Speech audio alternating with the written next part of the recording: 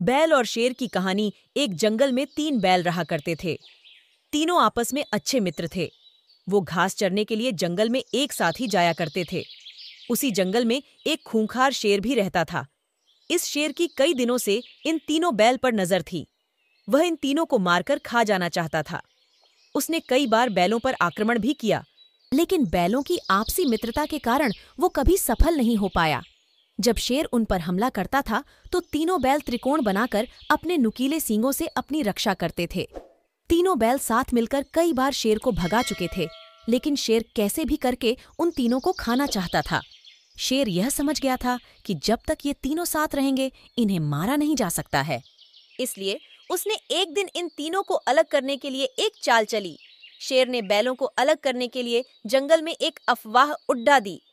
अफवाह यह थी कि इन तीनों बैलों में से एक बैल अपने साथियों को धोखा दे रहा है। बस फिर क्या था, बैलों के बीच इस बात को लेकर शक बैठ गया कि आखिर वो कौन है जो हमें धोखा दे रहा है। एक दिन इसी बात को लेकर तीनों बैलों में झगड़ा हो गया। शेर ने जो सोचा था वो हो गया था। अब तीनों बैल अलग अलग रहने लगे थे। उनकी दोस्ती टूट चुकी थी। अब वो अलग अलग होकर जंगल में चरने जाने लगे थे। बस शेर को इसी मौके का इंतजार था। शेर ने एक दिन उन तीनों बैलों में से एक पर हमला बोल दिया। अकेले पडीडीडीएच जाने की वजह से वह बैल शेर का मुकाबला नहीं कर पाया और शेर ने उसे मार डाला। कुछ दिनों के बाद शेर ने दूसरे बैल पर भी हमला कर दिया और उसे मारकर खा गया। अब सिर्फ एक बैल बचा था।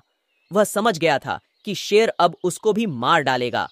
उसके पास बचने की कोई उम्मीद नहीं थी। वह अकेले शेर का मुकाबला नहीं कर सकता था। एक दिन जब वह जंगल में घास चरने गया था तो शेर ने उसे भी अपना शिकार बना लिया। शेर की चाल पूरी तरह कामयाब हुई और उसने तीनों बैलों की दोस्ती तोड़कर उन्हें अपना शिकार बना लिया था। कहानी से सीख, एकता में बद्धी ताकत होती है। हमें हमेशा आपस में मिलकर रहना चाहिए और दूसरों की बातों में नहीं आना चाहिए।